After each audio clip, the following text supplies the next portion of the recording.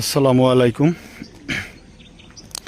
এই জায়গাটা হইল পটুয়াখালী জেলা কলাপাড়া থানা, পায়রা তাপবিদ্যুৎ 1320 মেগাহার্জ এর একটা কিছু অংশ, বাউন্ডারির সাইড, একেবারে শেষ সীমানার সাইডগুলা।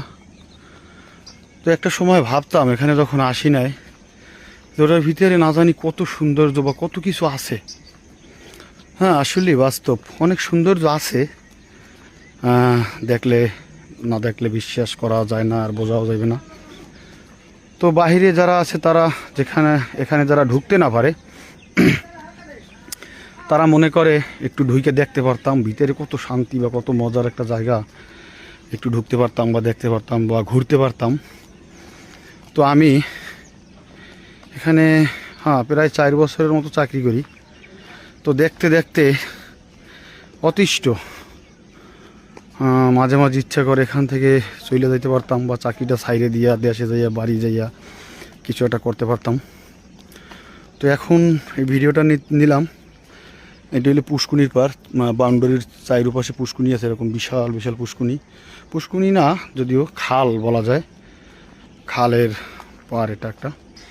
অনেক মাছও আছে পুষ্কুনিতে। এই যে সাইডে নারিকেল গাছ লাগানো, এই ছোটো ছোটো নারিকেল গাছগুলো অনেক নারিকেল হয়েছে। তো ভিডিওটা নিলাম এই কারণে, এখন আমার ডিউটির টাইম শেষ, 5টায় আমার ডিউটি শেষ হয়। তো আজকের আবার আমার গাড়িতে সমস্যা হয়েছে, এজন্য আজকের হাইটে বাসায় যাইতে হচ্ছে। তো বাউন্ডারির সাইড দিয়ে হাইটে যাইতেছি, এই কাজগুলোই আমরা করছি, এই যে বাউন্ডারির সাইডের।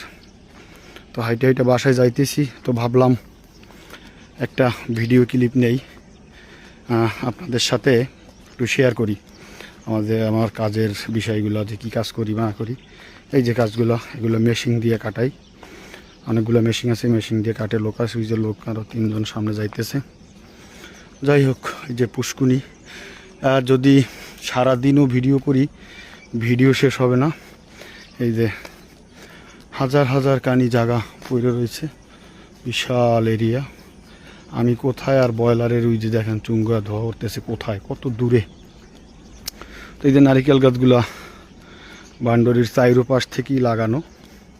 হ্যাঁ, অনেক গাছে নারিকেল হয়েছে, হয়তো যদি রিজিকে থাকে খাইতে পারবো। এই যে দেখেন পুষ্কুনির ভিতরে হগল পাতা ওই রয়েছে। তারপরে এই যে ছন, এখান থেকে পুষ্কুনিটা শুকিয়ে গেছে।